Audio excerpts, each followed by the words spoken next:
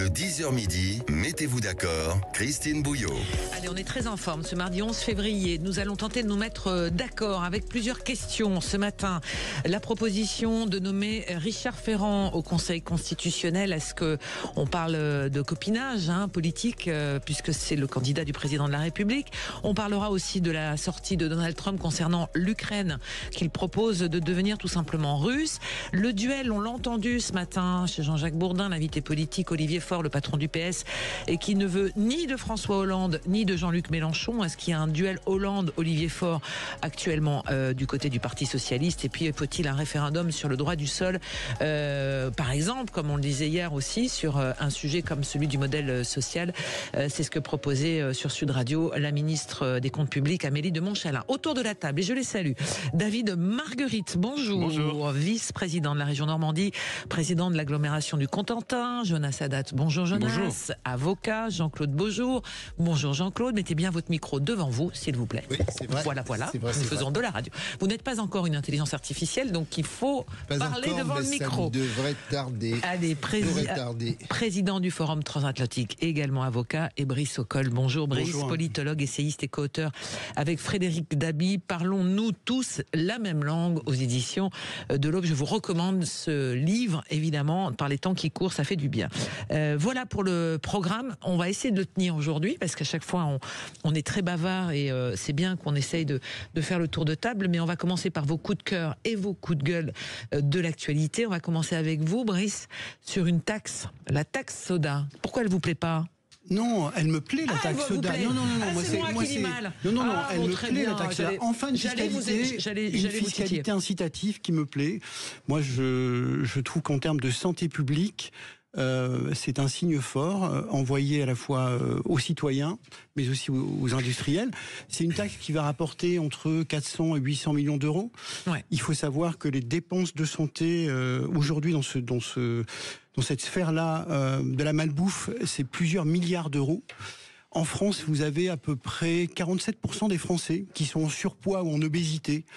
Je pense que ces fiscalités plutôt incitatives, nécessaires en matière de santé publique, même si on a beaucoup de fiscalités qu'on croule sous la fiscalité dans ce pays, je trouve que pour une fois, c'est une saine fiscalité. Ouais.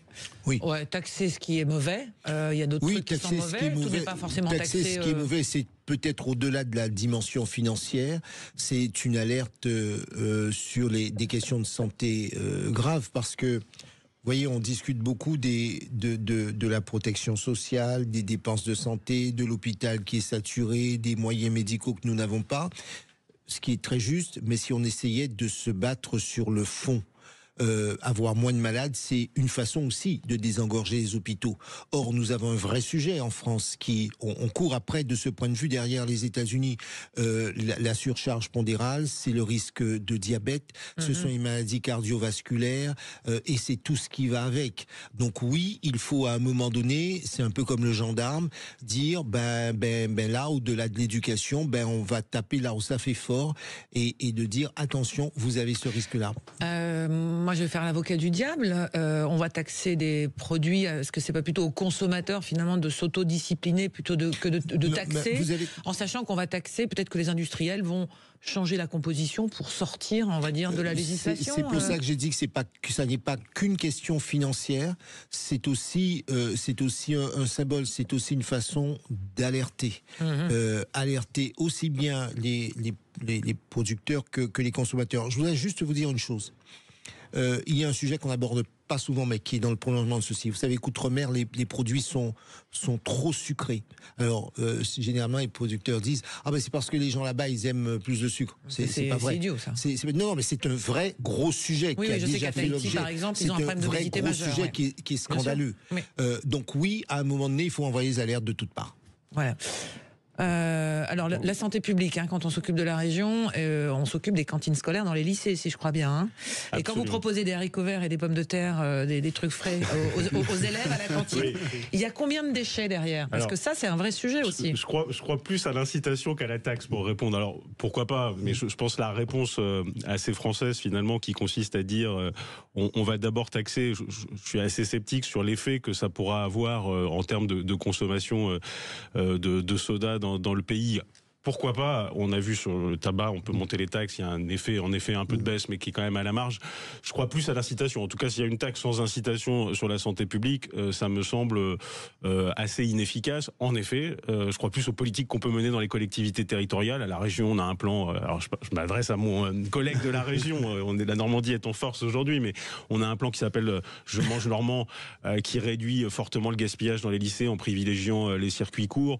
Moi, ce qu'on fait à l'agglomération du Cotentin, c'est dans nos marchés publics. Aujourd'hui, on arrive à le faire en grande majorité, d'avoir des lots tout en respectant le code, mais qui commandent vraiment en local. Je pense que d'abord, ça commence avec l'éducation au goût, ça commence au plus jeune âge, et en effet, ça commence dans les cantines scolaires. Ce sera beaucoup plus efficace, en effet, si on assouplit le code des marchés de ce point de vue-là, pour vraiment permettre de commander local, plutôt que la taxe, qui à mon avis aura peu d'effet. Je peux vous raconter une expérience dans les lycées. On propose effectivement à peu près dans toutes les régions de France des menus équilibrés, parce que c'est la loi, on est obligé, c'est au gramme près. Sauf que des parents se plaignaient parce que les enfants disaient qu'ils avaient faim, et donc ils allaient à la boulangerie, ils allaient acheter ou chez un fast-food quelque chose qui les remplisse. Et donc il y a aussi l'action du consommateur. Est-ce que c'est pas déresponsabiliser le consommateur que de dire on va taxer ce qui est mauvais et puis finalement on a fait on a fait le job en fait. Vous savez, en matière de psychanalyse, il y a ce qu'on appelle les injonctions paradoxales, c'est-à-dire qu'on vous dit tout et son contraire et c'est censé rendre fou. Et la réalité, c'est qu'on a d'un côté ce mouvement qui consiste à dire il faut taxer davantage les produits sucrés, les sodas, etc. Et d'un autre côté, on a un grand mouvement qui s'appelle le body positive actuellement, notamment dans tout ce qui est marketing, dans tout ce qui est couverture, dans tout ce qui est publicité, qui consiste à valoriser les personnes qui sont en surpoids. On parle de grossophobie, etc. et tout. Donc en fait, on peut pas d'un côté dire aux gens assumez le fait que vous soyez en surpoids, et d'un autre côté on va les taxer davantage. Donc moi, ce que je pense foncièrement, c'est que la taxe n'a jamais rien résolu. Mais en revanche, ce qui est vrai, c'est qu'aujourd'hui, quand vous faites partie d'une classe sociale, je dirais un petit peu plus basse, c'est là où vous mangez des choses qui sont des cochonneries. Et vous buvez des choses qui sont des cochonneries. Donc si on veut un peu rétablir les choses, faut faire attention, parce que si on met des taxes là où les personnes ne sont pas forcément éduquées au bien manger, j'ai peur que ça produise l'effet inverse et que ce soit les plus précaires qui soient encore tapés. Voilà, donc attention. Attention avec ces taxes qui arrivent. L'idée n'est pas de mettre des taxes et que ça résout tout. On est sur une palette d'éléments pour pouvoir régler un problème de santé publique. Allez, je fais le chef de gare. Je vous arrête. Dans un instant, c'est les infos, les courses, et on se retrouve juste après. On continue et on poursuit avec vous quatre. David, Jonas, Jean, Claude et Brice. À tout de suite. Sud Radio. Sud Radio. Parlons vrai. Parlons vrai. Sud Radio. Parlons vrai. Le 10h midi, mettez-vous d'accord, Christine Bouillot. Et on va tenter de se mettre d'accord avec Brice Sokol, politologue, essayiste et co-auteur avec Frédéric Dabi de ce livre aux éditions de l'Aube. Parlons-nous tous la même langue. Jean-Claude Beaujour, qui est là ce matin, avocat et président du Forum transatlantique. Jonas Haddad, avocat également. David Marguerite, vice-président de la région Normandie et président de l'agglomération du Cotentin. Dans un instant, on va revenir sur la possible nomination à la tête du Conseil constitutionnel, donc de Richard Ferrand. Est-ce qu'on peut parler de copinage politique, ou finalement c'est un peu la tradition? On se pose cette question tous les 3 ans. Donald Trump qui propose à l'Ukraine de devenir tout simplement russe. Le duel Hollande-Faure pour le Parti socialiste. Et faut-il un référendum sur le droit du sol ou sur d'autres sujets comme par exemple le financement du modèle social? Voilà pour le menu, mais nous faisions le tour de table de vos coups de cœur et de vos coups de cœur. David, un coup de gueule contre les propos d'un confrère, Jean-Michel Apathy, dans l'émission Quotidien contre le syndicat Alliance Police Nationale. On va d'abord écouter cet extrait, comme ça on va savoir de quoi on parle. Alliance est un vrai problème. Alliance fait de la politique, ne s'en cache pas. Par exemple, c'est le syndicat Alliance qui empêche l'État de gérer correctement. La police protège, très dur d'être policier, on est d'accord, mais qui empêche l'État d'avancer sur ce que l'on a appelé, dans certaines séquences, notamment lors de la crise des Gilets jaunes, les violences policières. Il y a une forme de terrorisme souterrain au ministère de l'Intérieur pour qu'aucun dossier n'avance. Et donc, du coup, on peut avoir le sentiment d'une mauvaise administration de la justice quand certains policiers ne se comportent pas comme ils devraient le faire selon les lois républicaines. Alors, Le terrorisme souterrain, voilà comment Jean-Michel Apathy qualifie le principal, le syndicat policier majoritaire. Moi, j'ai été vraiment indigné. Alors, on est assez habitué avec Jean-Michel Apathy à ses indignations sélectives. On est il n'est pas le seul. Il n'est pas le seul. Sur les plateaux télé, mais disons pas que c'est quand même un modèle du genre. Et dans l'ambiance de la causerie bien pensante de l'émission Quotidien qu'on connaît bien, qui avait consacré en effet vendredi soir son sujet, enfin la totalité de son émission, à la prétendue toute-puissance du syndicat Alliance. Je trouve que les mots ont un sens. Là, parler de terrorisme souterrain, il a parfaitement le droit de critiquer, comme il le veut, les syndicats, et en particulier ce syndicat s'il le souhaite. Mais utiliser le mot de terrorisme souterrain, il a franchi une ligne de mon point de vue. Et évidemment, alors ça appelle plusieurs conséquences. D'abord, la saisine de l'Arcom par le syndicat Alliance Police, qui a bien fait de le faire, de rappeler, je pense, quand on a l'occasion de le faire, quand on est élu local, le soutien aux forces de police qui sont quand même... C'est ce qu'il dit d'ailleurs. Hein, oui, alors il les soutient en parlant de terrorisme, c'est-à-dire d'utilisation de méthodes de violence pour parvenir à des fins politiques ou syndicales. C'est une drôle de façon de soutenir les policiers. Et moi, c'est vraiment sur le mot terrorisme que je voulais réagir. Donc la saisine de l'Arcom par le syndicat Alliance Police est tout à fait légitime. Elle mérite, à mon avis, d'être soutenue. Peut-être que Jean-Michel Apathy, qui s'érige régulièrement en procureur des excuses qu'il faut en permanence, ce flanc d'excuses en permanence sur tel ou tel sujet, pourrait s'excuser, retirer ses propos. Je pense que ce serait bienvenu de sa part. J'ai assez peu d'espoir qu'il le fasse, mais à mon avis, ce serait quand même bien inspiré. Et puis peut-être aussi de dire que Quotidien, qui a consacré une émission entière au syndicat Alliance, pourrait, dans un esprit d'équité, consacrer une émission à d'autres syndicats, le syndicat de la magistrature par exemple, et ses dérives, et peut-être que l'équilibre pourrait se refaire. Moi, je trouve, et c'est pour ça que j'ai voulu choisir ce coup de gueule, c'est que Jean-Michel Apathy va trop loin. C'est que sur certaines... Est-ce que ça fait pas suite aussi à la présence de Bruno Retailleau à une manifestation la semaine dernière, du ministre de l'Intérieur à une manifestation devant l'Assemblée nationale alors que se discute le budget de l'État, un ministre qui vient apporter son soutien à des policiers, à un syndicat de police? Il a parfaitement le droit de le faire, Bruno Retailleau, en sa qualité de ministre de l'Intérieur, que de défendre les forces de police et un syndicat qui les défend au quotidien. C'est même, à mon avis, son rôle que de le faire. Moi, j'ai au contraire apprécié qu'il le fasse. Et Jean-Michel Apathy, encore une fois, a le droit de penser ce qu'il veut, mais il doit faire attention aux mots qu'il utilise. Lui qui passe ses journées à décrypter, à décoder les mots qui sont utilisés et demander aux uns et aux autres de s'excuser, peut-être que lui pourrait reconnaître qu'en effet le mot qu'il a utilisé était un mot inacceptable, une ligne qu'il a franchie, et je pense que en effet il serait bien inspiré de le faire, s'excuser. Jonas. Bon, d'abord moi j'ai une pensée pour ceux qui sont vraiment victimes du terrorisme, comme les familles des policiers qui ont été décapités.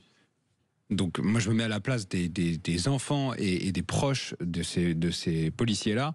Vous imaginez ce que ça réveille comme blessure, et des victimes du terrorisme en général. Deuxièmement, sur la forme, Jean-Michel Apathy est un ringard. Et j'ose le dire.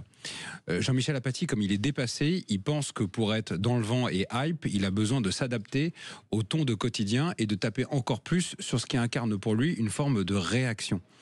La réalité, c'est que, David en parlait tout à l'heure sur le syndicat de la magistrature ou sur Alliance, ce sont des syndicats qui effectivement interviennent dans le débat public. Mais ça ne gêne personne quand ça va d'un côté, ça gêne tout le monde quand ça va de l'autre côté. Je vous donne deux exemples. Syndicat de la magistrature, dernier invité de la conférence du syndicat de la magistrature, Manuel Bompard, LFI. Récemment, Madame Sophie Binet s'aventure dans des débats politiques dans lesquels elle appelle clairement à voter pour des gens et pas pour d'autres, et elle prend même des positions géopolitiques récemment, Madame Sophie Binet. J'ai pas entendu Alliance se positionner sur le conflit israélo-palestinien. Deuxièmement, par exemple, on peut parler de l'avenue de Bruno Retailleau à cette manifestation d'Alliance, mais son prédécesseur l'avait fait également.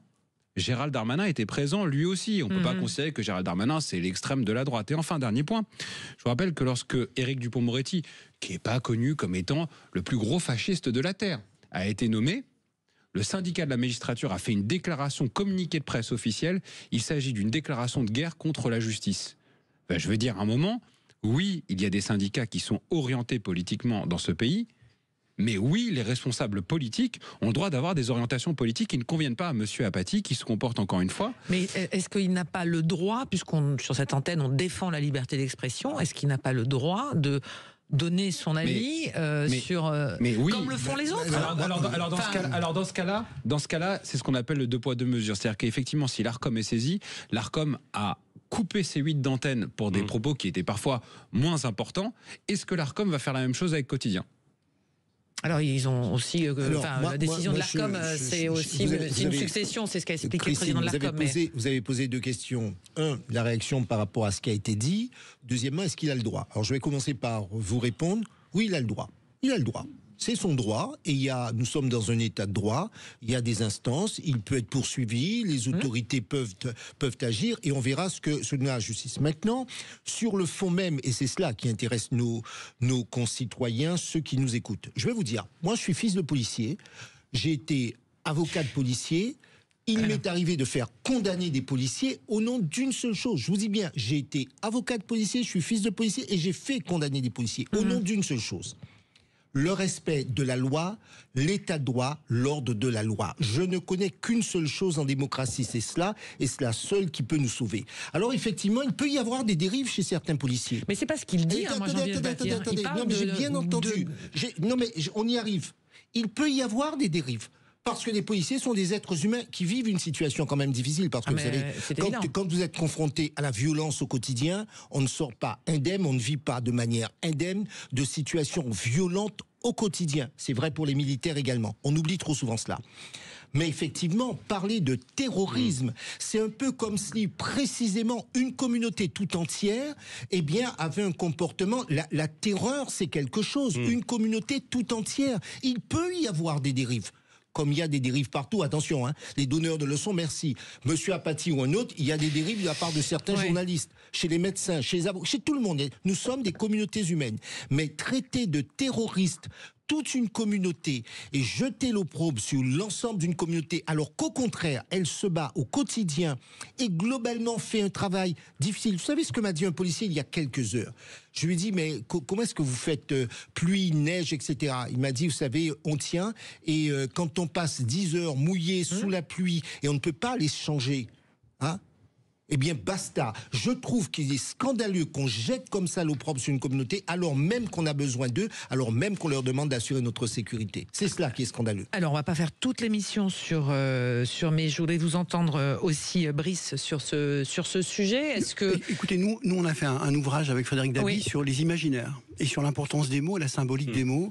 Et je trouve que utiliser à contrario, à contresens, contre nature, de manière aussi violente, ce mot terrorisme pour qualifier une profession, c'est inadmissible. C'est un syndicat. Il ne parle pas des policiers dans ce sens-là. C'est un syndicat. Oui. Mais écoutez, je pense que M. Apathy sait qu'en France, depuis 1945, nous sommes en cogestion, qu'il y a des syndicats, que les syndicats sont subventionnés par l'État, que les syndicats sont politisés, que ce soit la CGT, la Confédération Paysanne, Alliance, et jeter l'opprobre sur un syndicat, je trouve que c'est pas sérieux, et surtout de cette manière-là et avec ce mot-là. Bon, on essaiera de s'en souvenir à chaque fois. Parce que c'est ça que les gens retiendront. Ils diront pas syndicat, c'est pas le rapport syndical. Ils diront policiers, terroristes. Oui, exactement. Allez, on continue. Jonas, c'est à vous de me dire coup de cœur ou coup de gueule. C'est un peu des deux. C'est un coup de projecteur, je dirais. En fait, mon coup de projecteur est sur le DOGE, c'est-à-dire le service d'efficience gouvernementale qui a été monté par Elon Musk à la demande de Donald Trump. Il y a une grande enquête qui a été faite ce matin dans le Parisien qui explique comment les méthodes d'Elon Musk ont produit des effets, c'est-à-dire qu'en gros, d'ores et déjà, il y a eu des deals qui ont été passés avec un certain nombre de fonctionnaires qui ne se reconnaissaient pas dans la politique actuelle de Donald Trump, en disant voilà, écoutez, c'est simple, on vous donne de l'argent en contrepartie du fait que vous partez si vous n'acceptez pas de mener la politique pour laquelle on a été élu. Encore une fois, on n'est pas aux États-Unis, les cultures sont extrêmement différentes, mais simplement lorsque je compare avec la difficulté que nous avons à exécuter dans ce pays la réduction des dépenses de l'État, je me désole. Parce qu'évidemment, nous ne sommes pas les États-Unis, mais pourtant, nous sommes dans une situation financière qui parfois est plus grave.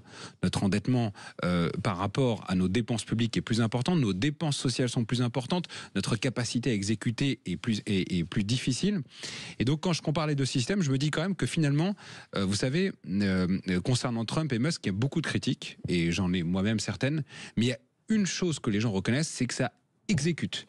Ça va pas forcément dans le sens que tout le monde veut, à droite ou à gauche, mais en tout cas, comme le disent les Américains... Mais ça vous pose pas de problème qui n'ait été ni élus, ni mandatés, qui n'ont aucune accréditation, qui sont rentrés dans les systèmes informatiques, ils ont récupéré les données de centaines de millions de fonctionnaires, données de santé, de comptes, tout ça. Parce que c'est ce que dit pas le Parisien, mais dans les enquêtes qui ont été menées. Alors d'abord, ils agissent sous mandat de Donald Trump qui a été élu, et de façon écrasante. Deuxièmement, de la même façon, il y avait une autre organisation qui est en train d'être démantelée par Elon Musk, qui s'appelle l'USAID, qui elle intervenait sans aucun mandat pour financer un certain nombre d'organisations extrêmement politiques. Et en fait, c'est principalement sur l'USAID qu'ils ont concentré leurs tirs, qui finançait beaucoup d'organisations qui étaient liées effectivement à des causes environnementales, d'éducation, etc. En fait, ce système-là, il est plus brutal, certes. Mais moi, je trouve que finalement, il est plus sain. Parce que quand vous élisez quelqu'un, que ce soit plutôt de droite ou plutôt de gauche, comme disent les Américains, you got what you paid for. Enfin, je veux dire, à un moment, ils veulent ça. On va ouvrir ce débat-là parce que c'est effectivement un vrai sujet de fascination pour nous, Français, de ce qui est en train de se produire aux États-Unis. Je rappelle juste qu'on hurlait ici même sur ce plateau quand nous avions des QR codes pour nous déplacer, et on criait, n'oublions pas ça. Et aujourd'hui, on trouve fabuleux que effectivement Musk rentre comme ça dans des systèmes informatiques sans aucun contrôle. Non, mais il y a une certaine fascination, si je peux me permettre. On va voir ce que Jean-Claude, par exemple, président du Forum transatlantique, pense de la situation. À tout de suite. Sud Radio. Sud Radio. Parlons vrai. Parlons vrai. Sud Radio. Parlons vrai. Sud Radio, le 10h midi, mettez-vous d'accord, Christine Bouillot. Allez, on est avec David Marguerite, vice-président de la région Normandie, président de l'agglomération du Cotentin, Jonas Haddad, avocat, Jean-Claude Beaujour, avocat et président du Forum transatlantique, et Brice Sokol, politologue, essayiste, co-auteur avec Frédéric Dabi de Parlons-nous tous la même langue aux éditions de l'Aube. Alors, on en est à votre coup de projecteur, Jonas, et on n'est pas tout à fait d'accord sur ce qui est en train de se passer avec le fameux Doge. Alors, les Doges, Jean-Claude. On ne peut pas être d'accord. Et moi, je vais vous dire, je ne prends pas de position, et même si j'ai une sensibilité politique, en fonction de tel ou tel. Quand j'ai entendu Jonas, et on partage l'essentiel, mais dire au nom de l'efficacité, non, l'efficacité ne peut pas justifier une sorte d'absence de séparation des pouvoirs, une sorte d'absence de limite. Non, je n'ai pas envie que mes données de santé, mes données bancaires soient accessibles à un certain nombre de gens. Non, même au nom de l'efficacité. Ça, je ne l'accepte pas. Parce qu'au nom de l'efficacité, demain, cette efficacité pourra justifier d'autres actes, d'autres franchissements de lignes rouges. Et c'est pas une question de démocrate ou républicain, de la même façon que ça ne serait pas pour moi une question de droite ou gauche. C'est une question de fonctionnement de la démocratie. Parce que ne soyons pas naïfs. À partir du moment où, au nom de l'efficacité, vous dites ou parce qu'un tel l'a fait, pas vu, pas pris. Un tel l'a fait, donc un tel peut le faire. Ben non. Non. Un tel l'a fait, c'est pas bien, et si l'autre l'avait fait avant, eh ben ça n'était pas bien non plus. Et il est de mon devoir, il est de notre devoir, et moi je reste pareil. Quand on dit souvent que c'est de l'intellect, quand on dit état de droit, on dit ouais c'est de la tarte à la crème. Ben je peux vous dire que je les vois dans mon cabinet, qu'ils soient personnages publics, privés, hommes d'affaires, etc. La première chose qu'ils font, c'est de vous dire que dit la loi et moi je veux être protégé. Eh bien, au nom de la loi, eh bien, je vous dis non, ça n'est pas acceptable. Il y a des limites qu'on ne franchit pas, même au nom de l'efficacité. Alors, je voulais vous entendre, Brice, l'observateur politique que vous êtes. Non, mais moi j'ai envie de dire à Jonas, mais Jonas le sait, je pense qu'il y a vraiment deux cultures politiques différentes entre celles des États-Unis et la France. Moi, j'ai pas envie de revivre le macartisme. Voilà. Et ce macartisme, j'ai pas envie qu'on nous l'impose ici, sur le territoire national. Ça, c'est une première chose. La deuxième chose, c'est qu'en fait, ça vous a pas échappé, on est dans une situation politique un peu particulière, on est plutôt dans une culture du compromis, et ce gouvernement a fait un budget privilégiant la stabilité politique à l'efficacité économique. Voilà. Donc c'est encore une donnée un peu différente. Donc attention, ne pas superposer des cultures ou des pratiques. Oui, on a des choses à améliorer dans le système français. Oui, la dépense publique, il faut la réduire. Oui, il faut être courageux. Mais ça demande du courage politique. Je pense que c'est pas forcément une question d'outils, c'est une question de courage. Et le courage politique, on en a besoin, et il faut que cette nouvelle période politique nous pousse vers ce courage. Ce que vous voulez dire, Jonas, c'est on va dire, ce qui est fascinant, c'est cette possibilité d'aller effectivement faire ce qu'on attend depuis, parce qu'on n'a pas le même budget, on n'est pas le même pays, on n'a pas la même puissance que les États-Unis, mais de retrouver un peu de sérénité sur le plan budgétaire, et ce courage politique, vous dites, on ne l'a pas. Moi, ce que je veux dire, parce qu'on a dérivé de débat, je suis pas pour le macartisme, mais je suis pas pour l'intrusion dans les données. J'ai jamais dit ça. Moi, ce que je dis simplement, c'est que quand vous avez un entrepreneur dont le métier est de faire du cost killing, c'est-à-dire en gros de l'efficacité au sein d'une structure, et qu'on s'inspire des méthodes entrepreneuriales pour essayer de faire en sorte que notre État soit efficace, je vois pas qui peut être contre. Deuxièmement, je pensais qu'on avait parlé de la Startup Nation, et on termine avec Amélie de Montchalin. Donc je suis désolé, je dis juste qu'on avait aujourd'hui des capacités d'innovation pour faire en sorte que notre État soit plus efficient. Pourquoi je le dis ? Pour une raison très simple, parce qu'aujourd'hui, vous savez, les Français, et là, je pense qu'on peut se rejoindre sur la culture française, tous ceux à qui on parle, ils vous disent une chose, où va mon argent ? C'est-à-dire qu'on lève énormément d'impôts, et on n'a pas d'efficacité du service public. Donc ce que je dis, c'est que si on veut avoir plus d'efficacité du service public, plus de sentiment que tout ça est efficace et tout ça est au contact des Français, il faut qu'on rende notre service public plus efficace en s'inspirant des meilleures méthodes managériales. On a réussi le prélèvement à la source quand même. Mais ça, on est toujours très bon sur l'impôt. On est toujours très très bon là-dessus, ne vous inquiétez pas. Je m'adresse à l'élu que vous êtes. L'efficacité des régions en termes administratifs, vous avez fusionné, donc il a fallu faire des économies d'échelle et on vous en demande. Moi là où je rejoins Jonas, et je comprends très bien ce qu'il veut dire, c'est que vous parliez de fascination. Il y a une forme de fascination sur la capacité à réhabiliter la décision politique et à pouvoir faire des choses, parce que quand même, en effet, au service d'une efficacité, je partage, on n'est pas le même modèle, et la culture du compromis, en effet, en France, n'est pas comparable à ce qui se passe aux États-Unis. Mais quand même, aujourd'hui, on a un État impuissant, obèse, dont on se dit qu'il est totalement incapable de se réformer, alors qu'on voit bien qu'on a plutôt des collectivités territoriales agiles, qui ont la capacité de faire des choses aujourd'hui dans notre pays, qui ont la capacité à agir. Parce qu'elles ont des budgets contraints. Et que les budgets sont à l'équilibre, qu'elles investissent, qu'elles évitent d'ailleurs à ce que le pays s'effondre aujourd'hui en termes d'investissement. Et que je pense que moi, le bon modèle pour la France, il est en effet que l'État se réforme radicalement. Et que cette réforme radicale, elle passe par des transferts de compétences massifs aux collectivités territoriales pour gérer le quotidien, et que l'État se recentre sur ses missions essentielles, régaliennes, et qu'il puisse démontrer de nouveau que la volonté politique, elle peut aboutir à des décisions fortes sur la réforme des services publics, sur le budget, en effet, de l'État. Aujourd'hui, moi, je comprends ce que j'entends dans nos concitoyens, de ce que disent nos concitoyens sur les territoires, et dans mon territoire en particulier, c'est qu'ils sont désespérés. En réalité, parfois, j'ai le sentiment qu'ils ont beaucoup plus conscience de la gravité de la situation de notre pays et de la nécessité de le réformer que les décideurs politiques. Et que parfois, ils sont eux-mêmes dans une forme d'impatience en se disant, mais quand est-ce qu'il va y avoir des décisions courageuses qui vont être prises ? Ils attendent ces décisions courageuses. Je pense qu'ils y sont prêts d'ailleurs, mais qu'aujourd'hui, on a en effet le sentiment d'un État obèse, incapable de se réformer. Vous voyez la grosse différence, c'est qu'on est parti de la comparaison France-États-Unis. Et nous sommes tous à dire, oui, il faut un État plus efficace, oui, il faut qu'on sache, nous les premiers, on paye beaucoup d'impôts, il faut qu'on sache où va notre argent. Pour autant, aux États-Unis, on va accepter que on vous dise, vous êtes licencié au nom du cost killing parce que vous savez que vous allez plus ou moins retrouver ou pas un boulot. C'est quelque chose qu'on va accepter. On va accepter de devoir faire 10 ou 15 kilomètres pour pouvoir poster une lettre. En France, on vous dit, on veut du cost killing, mais il faut le service public immédiat à tout va, à portée de main. Donc, ce sont deux systèmes différents. Il faut aussi se dire que et je partage complètement l'idée de l'efficacité, mais si nous voulons avoir le Big Bang que nous souhaitons, eh bien, il faut aussi savoir que ça va aller ça va passer par une transformation des mentalités, de nos habitudes, de nos attentes. Oui, je dois accepter de faire 50, 60 kilomètres pour aller faire tel type de thérapie à tel hôpital parce que je n'ai pas besoin ou on n'a pas forcément tout à portée de main, comme ça se fait aux États-Unis. Oui. C'est tout cela aussi qu'il va falloir accepter. Mais moi, je suis pour. Et d'arrêter de mesurer l'efficacité d'une politique publique à l'augmentation de la dépense. Mais je suis complètement d'accord. Et il y a des choses qui marchent parfois. Oui, bien sûr. Là où je rejoins David absolument, et c'est une des leçons de l'ouvrage que nous avons écrit avec Frédéric Dabi, c'est que la parole républicaine aujourd'hui, elle se situe à l'échelle locale et plus à l'échelle nationale. Ouais, c'est vrai. Parce qu'à l'échelle locale, tu as l'écoute. et tu as le résultat. Et donc les citoyens de nos territoires, dans les régions, les départements, surtout les communes, voient l'efficacité publique, alors qu'ils ne la ressentent plus à l'échelle de l'État.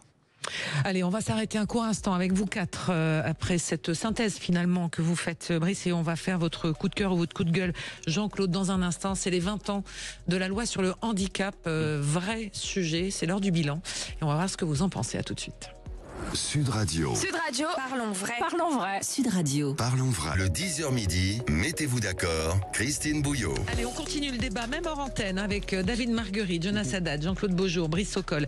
On fait le tour de table des coups de cœur et des coups de gueule, l'heure avance, mais Jean-Claude, c'est les 20 ans aujourd'hui de la loi sur le handicap. On rappelle, c'était l'inclusion pour tous, partout et tout le temps, pour les personnes en situation de handicap. Alors, vous, coup de cœur ou coup de gueule ? C'est un coup de gueule parce que déjà, je l'avais fait à l'époque, il y a un certain nombre d'années. J'avais rappelé que nous devions avoir une politique en faveur des personnes, de nos concitoyens. J'aime même pas le mot personne en situation de handicap. C'est pas très joli, je suis d'accord. De nos concitoyens qui, à un moment donné, sont en situation de handicap. Juste un chiffre, c'est 12 millions d'entre nous.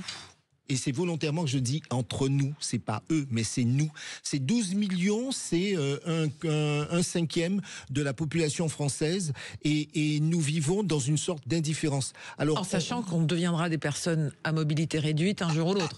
Et justement, parce qu'on vit plus longtemps, globalement, etc., nous risquons tous, autour de cette table, au moins 3 des 5, nous serons à mobilité réduite. Et c'est vrai que on sait, et là je rejoins en disant efficacité de l'argent public, on s'est dépensé des sommes pas possibles sur un certain nombre de projets dont on sait qu'ils ne servent à rien, mais nous n'arrivons pas à mettre de manière effective et globalement assez complète cette loi. Alors il y a des choses qui ont été faites, il y a les quotas, non mais il y a des choses qui ont été faites. Je ne dis pas que rien n'a été fait, mais on est vraiment très très très très loin du compte, et c'est vrai qu'il faut encore plus d'accessibilité. Il faut aussi le traitement que l'on fait aux enfants dans le milieu scolaire, aux enfants en milieu qui présentent un handicap, l'accès donc à l'école, combattre aussi les préjugés, parce que c'est aussi cela que le plus dur.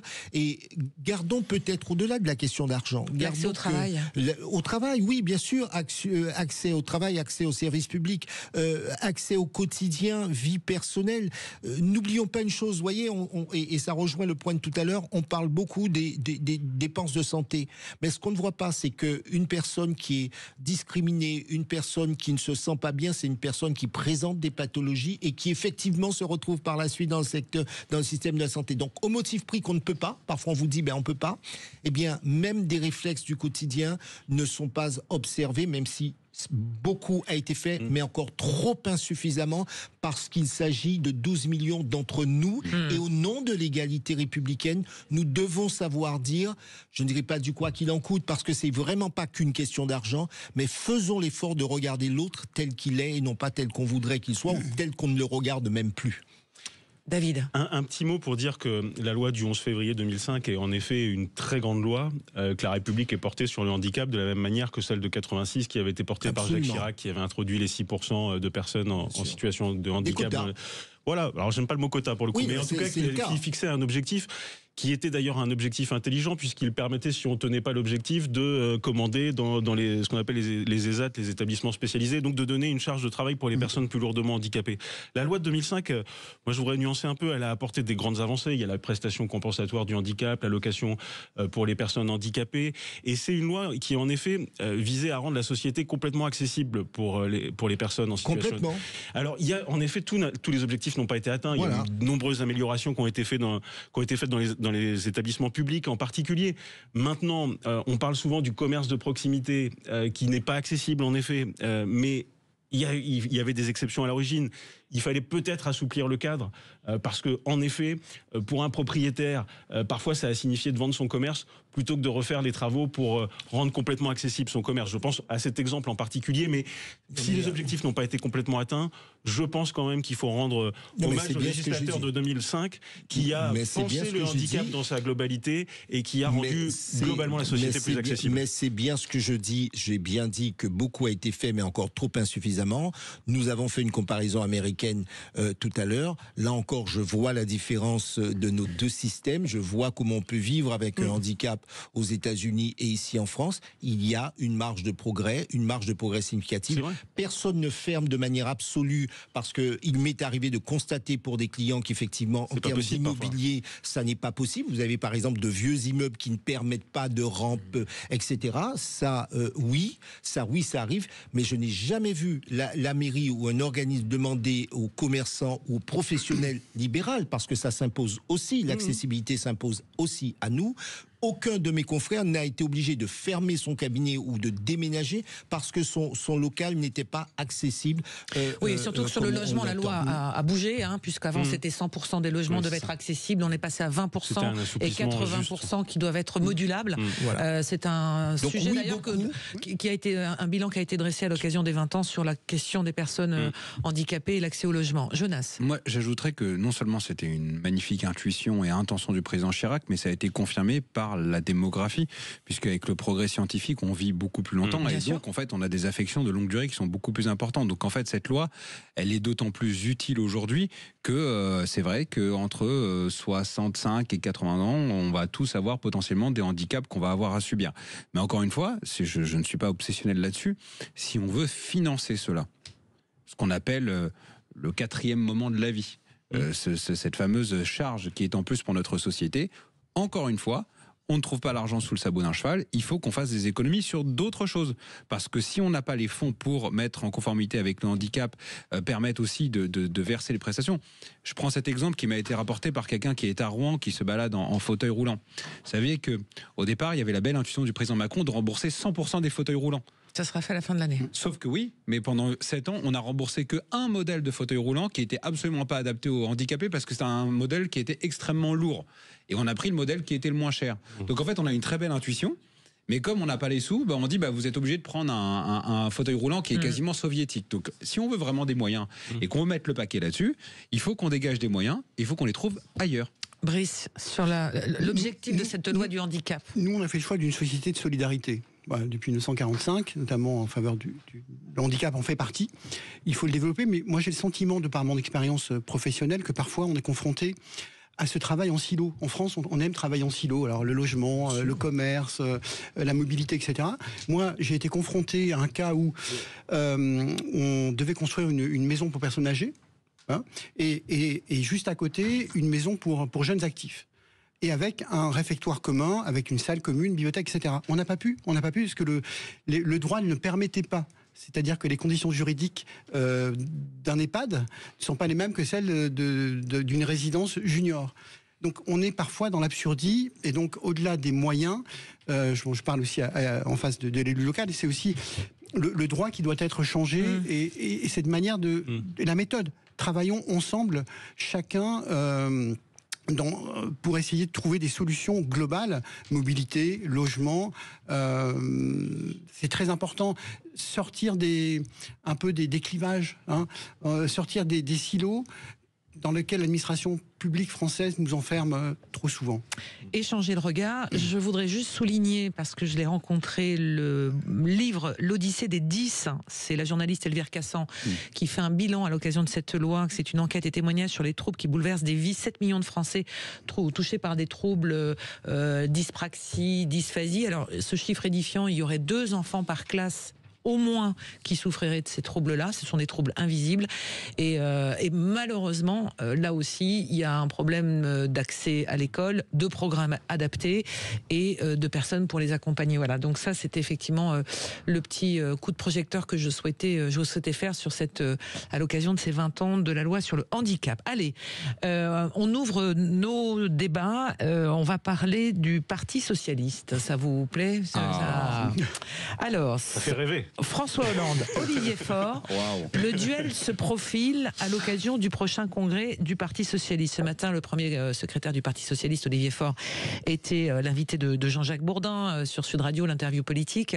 Alors je ne sais pas si on a le son, mais pour Olivier Faure, Jean-Luc Mélenchon, François Hollande, c'est bonnet blanc, blanc bonnet. Écoutez. Je vous pose la question franchement, est-ce que vous nous dites ce matin ni François Hollande, ni Jean-Luc Mélenchon ? Oui, je pense que ni l'un ni l'autre ne sont en capacité de rassembler la gauche et que je souhaite au contraire que nous ayons un candidat ou une candidate qui puisse le faire et qui puisse, à minima, puisque Jean-Luc Mélenchon a déjà annoncé qu'il était candidat ou presque à la campagne présidentielle, eh bien je souhaite que dans ces cas-là, il y ait un candidat commun au reste de la gauche qui permette d'accéder au second tour et de l'emporter. Alors je vous vois sourire tous en disant c'est la guerre à gauche, c'est la guerre des ambitions. On va pas parler de la droite tout de suite, parce qu'il y en a aussi du monde au portillon. David Marguerite, Jonas Haddad, Jean-Claude Beaujour et Brice Occol. Est-ce qu'on assiste effectivement à une guerre des chefs, le retour de François Hollande? Est-ce que la gauche, finalement, le PS a raison de vouloir s'émanciper? Ce qui semblerait être la ligne François Hollande actuellement de s'éloigner de LFI. Comment lit-on, quand on est plutôt du camp adverse, cette guerre des gauches? J'espère qu'Olivier Faure ne pensait pas à lui comme alternative au match entre Hollande et Mélenchon. Il faut aller sur le podcast sudradio.fr et vous aurez la réponse. Mais plus sérieusement, au-delà du fait que cette guerre des chefs fait pas vraiment rêver, j'imagine les Français, et on se rappelle pour le coup des grands débats au Parti socialiste qui tenaient entre François Mitterrand et Michel Rocard, où il y avait de l'arbitrage sur les lignes politiques. Vous parlez pour les moins de 20 ans. Voilà, mais quand même, je vais pas dire que j'ai la nostalgie d'un Parti socialiste qui comptait dans la Ve République, mais quand même, je ne suis pas socialiste, je suis un homme de droite, mais je pense qu'on a besoin en France d'un Parti socialiste qui ait une ligne politique claire. Moi, je pense que ce conflit nous rappelle d'abord que François Hollande est d'abord un homme de parti avant d'avoir été un président de la République et la hauteur de vue qui doit caractériser un ancien président de la République. Après, je pense qu'il y a deux choses. Il y a d'une part la ligne stratégique du Parti socialiste qui n'est pas tranchée et qui n'est pas tranchée dans cette querelle des chefs, à savoir la rupture définitive avec LFI, ses outrances, son extrémisme, sa radicalité et son, je le dis, son discours qui n'est plus républicain aujourd'hui. Je pense que cette rupture, elle n'est pas consommée, elle n'est pas définitive. On voyait un sondage hier d'ailleurs qui montrait que le PS était à 13, LFI et ses alliés à 14, ce qui montre qu'à mon avis, tout le monde se rassemblera et oubliera ces déclarations à la prochaine élection législative. Et la deuxième question, c'est la question de fond. Comment le Parti socialiste, aujourd'hui, redevient un grand parti social-démocrate, républicain, attaché à la laïcité, capable de gouverner le pays? On en est très loin. Et donc, moi, cette guerre des chefs, je pense qu'elle est plutôt inquiétante pour l'avenir du PS et donc d'une certaine manière aussi pour l'avenir de la France. Moi, j'assume de le dire, un nostalgique d'un clivage entre une gauche responsable, républicaine, et une droite en situation de gouverner sur ses idées, parce que l'alternance, elle est saine en démocratie. Et cette querelle entre Olivier Faure et François Hollande, finalement, nous ramène à la condition aujourd'hui du Parti socialiste, qui n'est plus un parti de gouvernement. Alors Jonas, je vois que... Mais qu'est-ce qu'ils sont ingrats, Olivier Faure et François Hollande? Je rappelle quand même que ces deux personnes, Olivier Faure en premier. Olivier Faure a volé la victoire à Raphaël Glucksmann en faisant le soir même une alliance avec Jean-Luc Mélenchon. Il faut le rappeler. C'est vrai. Absolument. Et que François Hollande, s'il a été réélu député, pas triomphalement en Corrèze, c'est parce qu'il n'a pas eu de candidat de LFI face à lui. Et que c'était le candidat NFP dans lequel il y avait la bannière NFP sur son affiche. Absolument. Donc, si j'étais à la place de Jean-Luc Mélenchon, et Dieu merci, je ne le suis pas, je me dirais, mais qu'est-ce qu'ils sont ingrats, ces deux-là? Et donc, je parlerai pas de combat de chef, je parlerai plutôt de combat de 6 petits chefs. Parce qu'en réalité... que le grand parti socialiste, parce que pour moi ça a été un grand parti politique, ça a été le parti de Jaurès, ça a été le parti de Blum, même de Mitterrand, se soit abaissé à une alliance avec LFI, c'est quand même ridicule. Et que maintenant ce soit les mêmes qui disent qu'ils veulent rompre, on peut pas avoir et donner en permanence des leçons de morale, de les valeurs de la République, la main sur le cœur, et décider à géométrie variable quand on est pour les valeurs de la République et quand on ne l'est pas. Voilà. Et donc à un moment, tous ces gens-là vont commencer comme d'habitude, ils vont dire on n'aime pas Mélenchon, et puis après ils vont se soumettre pour être soit ministre. Faure sera peut-être ministre de Mélenchon si jamais Mélenchon veut être candidat à la présidentielle. Et puis François Hollande, peut-être qu'il restera député de Corrèze. Voilà. Bon, alors politique fiction, on va faire une courte pause et on va continuer ce débat parce qu'on n'a pas entendu tout le monde. Est-ce que tout le monde est d'accord avec ça? Est-ce que ça sera la ligne Hollande ou la ligne Faure au prochain congrès du Parti socialiste? C'est le suspense des prochaines semaines. À tout de suite. Sud Radio, c'est vous qui donnez le ton. Merci Sud Radio. Sud Radio, le 10h midi, mettez-vous d'accord, Christine Bouillot. Allez, on va essayer de parler de encore un sujet, mais avec David Marguerite, Jonas Haddad, Jean-Claude Beaujour et Brice Occol. On parlait de ce duel qui s'installe entre Olivier Faure et François Hollande, et on n'a pas entendu tout le monde. Brice, est-ce que... Alors, je ne veux pas me faire l'avocat d'Olivier Faure. Néanmoins, Je pense si on reste sur le plan tactique, il y a eu 2 moments. Il y a eu le moment des 2 dernières législatives où je pense qu'Olivier Faure, tactiquement, a eu raison de s'allier. Je ne parle pas du fond, je parle tactiquement, de s'allier avec LFI, puisqu'il a doublé son nombre de parlementaires. Donc il a sauvé le Parti socialiste en ayant des parlementaires, puis après il a augmenté son nombre de parlementaires. Ça, c'était le temps de l'année dernière. Aujourd'hui, on est dans un autre temps qui est le temps des municipales et le temps de la présidentielle. Et là, Olivier Faure, aujourd'hui, est coincé, il est obligé de changer de stratégie, poussé évidemment par François Hollande et un certain nombre d'élus du PS. Parce que, qu'est-ce qui s'est passé ?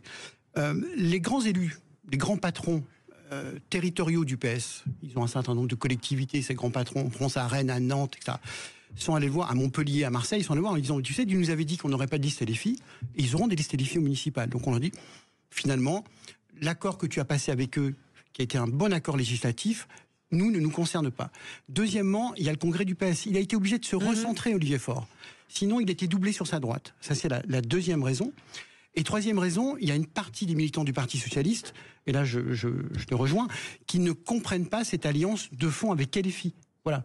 Avec un parti dont les valeurs sont aujourd'hui loin des valeurs républicaines.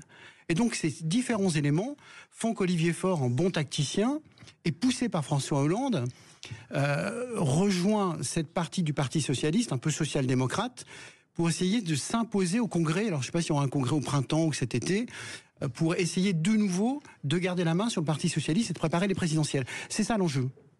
Jean-Claude. Pour qu'il y ait, j'ai entendu Olivier Faure dire oui, il faut que ce soit celui qui devra rassembler. Pour qu'il y ait rassemblement, il faut qu'il y ait, me semble-t-il, une ligne idéologique, dogmatique, un programme, quelque chose. Vous voulez rassembler quoi ? Autour de quoi ? Autour de quelles idées ? Autour de quel projet de société ? Moi, j'ai envie de vous dire, puisque c'était sur votre radio et que finalement, il s'adressait à Monsieur Bourdin, mais s'adressait aussi à l'ensemble des Français. Les Français se moquent de tout cela. Eux, ce qu'ils attendent, c'est de savoir ce qu'on leur propose à échéance de 2050. Que faisons-nous à échéance de 2050, par exemple? Que propose le Parti socialiste? Que propose la gauche? Je ne sais pas très bien. On nous propose de casser, on nous dit qu'il y a que des riches qui sont mauvais, on est très négatif surtout, comme si la France était exclusivement à feu et à sang, et comme s'ils n'avaient aucune responsabilité, alors qu'ils ont été aux responsabilités, et dans certaines régions, ils sont aux responsabilités. Bref, j'ai envie de vous dire que je ne suis ni l'avocat de Faure, ni l'avocat du président Hollande, mais peut-être un petit peu procureur là-dessus. On a le sentiment, je dis bien le sentiment que ça peut donner, c'est la République des copains et des bouquins. Alors, conclusion avec vous. Juste pour rebondir rapidement, la vraie question, c'est que, est-ce que ce tripartisme va perdurer jusqu'à l'élection présidentielle, et est-ce qu'il sera encore là lors de l'élection présidentielle? Ce que je veux dire, c'est qu'on peut avoir un parti radical très à gauche, un parti radical très à droite, et un bloc central porté par une personne qui sera peut-être pas un socialiste, allant de François Bayrou à François Hollande. Voilà. Donc, le Parce Parti que ce socialiste... débat-là, on pourra l'avoir à droite aussi, éventuellement. Quelle ligne Alors à droite, ça dépend encore une fois si on revient sur une dichotomie droite-gauche ou ce qui semble être le cas dans les dernières études. Ou si on reste sur un tripartisme. Une vraie remontée. Même les dernières élections. L'enjeu, les dernières élections partielles. Vous parliez, Jean-Claude, de la République des copains. Est-ce que c'en est une quand on propose Richard Ferrand pour aller au Conseil constitutionnel? Jonas, vous voulez pas intervenir? Très belle transition. Bah oui. Ah non, je le trouve magnifique. Ah si, mais avec grand plaisir. Parce que il y a le Bonne Privé et le président du Sénat qui ont présenté leur candidat. Est-ce que ce débat-là, on l'a pas tous les 3 ans finalement? Je veux bien, moi. Alors il nous reste 3 minutes. Je vais citer Laurent Fabius, c'est très rare à ce plateau. Il a dit que pour être président du Conseil constitutionnel, il fallait être compétent, expérimenté et indépendant. Compétent, peut-être pour Richard Ferrand. Bon, je ne connais pas des grandes qualités de juriste, mais il a été parlementaire, etc. Expérimenté, il l'est. Indépendant. Alors, là, le silence parle par lui-même pour la réponse. David. Moi, je suis un peu plus nuancé peut-être que Jonas. On a eu ce débat, je crois, au moment de la désignation de Jean-Louis Debré. dans une moindre mesure de Laurent Fabius. Le Conseil constitutionnel n'est pas une juridiction, je crois qu'il faut le rappeler. Elle est composée de politiques, de juristes, et je pense que l'équilibre entre juristes et politiques doit être préservé au Conseil constitutionnel pour éviter précisément que le Conseil devienne une sorte de gouvernement des juges. Il est là pour dire si la loi est constitutionnelle dans les grands principes et de ne pas faire de théorie juridique pure, parce que le principe du Conseil constitutionnel, c'est d'être le garant de l'état de droit, de la stabilité, mais encore une fois, ça ne doit pas être une juridiction. Que le président de la République désigne quelqu'un qui lui est plutôt proche, c'est plutôt classique, pour le coup. Dès lors que dans la composition qui a été choisie, et notamment hier, il y a des profils qui sont incontestables sur le plan juridique, sur le plan de l'indépendance, il me semble qu'il n'y a pas matière à polémique. Alors, je vais vous dire pourquoi je suis contre la polémique. Tout d'abord, c'est la loi. Le président désigne qui il veut. Deuxièmement, c'était vrai avant, c'est vrai ici. Moi, j'ai envie de dire, je regrette qu'il y ait cette polémique parce qu'on passe à côté des deux autres désignations. Madame Wisniewski, qui a été une magistrate, on connaît son combat, on connaît sa sensibilité politique. Et Monsieur Philippe Bas, qui est un membre du Conseil d'État à l'origine, qui a été secrétaire général de l'Élysée. Donc, ce sont deux personnalités qui ont de l'expérience. J'ajoute juridique incontestable. Bien sûr, c'est pour cela que je dis. C'est pour cette raison que je dis que c'est un faux débat. C'est d'autant plus un faux débat que le président du Conseil constitutionnel n'a pas voix prioritaire par rapport aux autres membres. C'est l'un parmi au titre des 9, donc il ne risque pas de peser, j'ai envie de dire. Si les autres travaillent bien, en tout cas, s'il y a 5 contre 4, eh bien qu'il soit président ou pas, ça ne changera rien. On est obligé, je voudrais vous entendre, Brice, pour conclure. Conclure, non, sur Ferrand, enfin, Napoléon disait de ses grognards, voilà, c'est un vieux de la vieille. Voilà, enfin, c'est un grand classique de nommer au Conseil constitutionnel un de ses proches, voilà, un de ses grognards, hein, des gens qui ont été utiles, qui ont servi. Ça ne me choque pas. Il faut juste faire attention parce que si on suit, on aura sur les 9 membres, on en aura 7 qui seront élus, 2 qui n'auront jamais été élus. Voilà, il faut être vigilant et garder un équilibre. Mais ce sont deux grands juristes. Attention, mais juste pour contredire un peu le consensus autour de la table. D'abord, Laurent Fabius, président du Conseil constitutionnel, n'était pas un proche d'Emmanuel Macron. Et deuxièmement, pour dire qu'il n'est pas totalement indépendant, ça fera quand même 2 personnes qui sont d'obédience socialiste qui dirigent le Conseil constitutionnel.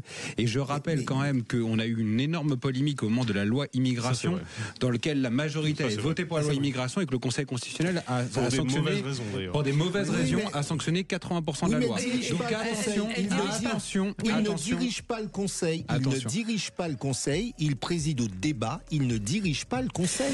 Voilà la conclusion de Jean-Claude Beaujour sur ce sujet. Visiblement, on n'est pas d'accord, mais ça ne nous empêche pas de vous saluer. David Marguerite, Jonas Haddad, Jean-Claude Beaujour et Brice Sokol, merci d'avoir été avec nous ce matin sur Sud Radio. Dans un instant après l'info, André Berkoff, bonne journée. Merci, bonne journée. Sud Radio. Sud Radio. Parlons vrai. Sud Radio. Parlons vrai.